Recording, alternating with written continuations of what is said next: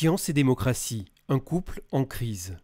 Que l'on parle des OGM, du gaz de schiste, du nucléaire ou des cellules souches, le poids de la parole scientifique semble loin de s'imposer avec évidence dans nos sociétés contemporaines. Quel bilan peut-on dresser ? Nous sommes partis du constat qu'il existait une situation conflictuelle entre la science et les scientifiques d'une part et le public et la société d'autre part.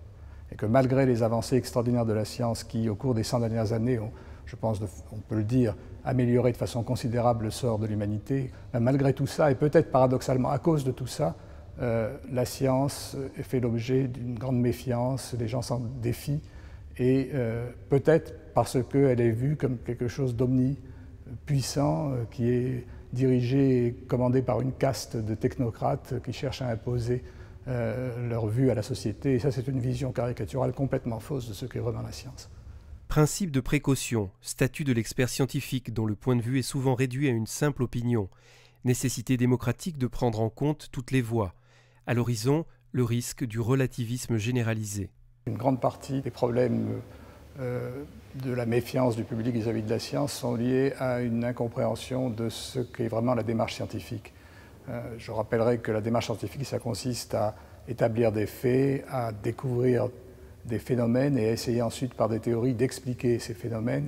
Mais une fois que ces informations sont acquises, c'est à la société, c'est au public, ce sont aux entreprises et aux politiques qui représentent les citoyens de décider comment employer les résultats de la science. Et qu'une des réponses, mais qui est vraiment à très long terme, à ces problèmes d'incompréhension, c'est l'éducation, le développement de l'éducation scientifique pour que la science cesse de faire peur et qu'on comprenne qu'elle n'est qu'un élément neutre, objectif d'acquisition de connaissances et d'informations à partir de laquelle la société doit construire le monde dans lequel elle veut vivre. Comment articuler science et démocratie ?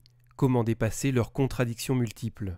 La science n'est pas démocratique en elle-même. La science, comme je l'ai dit, cherche à établir une vérité qui n'est pas la vérité de la majorité, qui est une vérité de la nature. La science demande des constantes de temps longues, alors que la démocratie travaille sur le temps court. Le cycle démocratique, c'est les cycles qui séparent c'est une période qui sépare deux élections. La prise en compte des problèmes scientifiques sur le long terme et les constantes de temps nécessaires pour faire les découvertes et les appliquer sont sur le très long terme.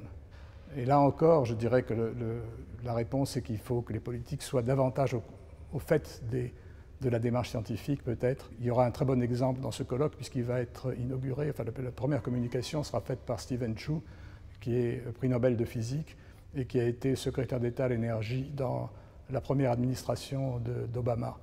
Quels seront les objectifs du colloque Science et démocratie ? Quelle approche pour un champ aussi vaste et complexe ? On peut parler des principes, parler des problèmes généraux qui se posent dans les relations de la science et de la société, mais je crois que ce qui est utile et ce qu'on a essayé de faire dans ce colloque, c'est de l'illustrer par des problèmes particuliers.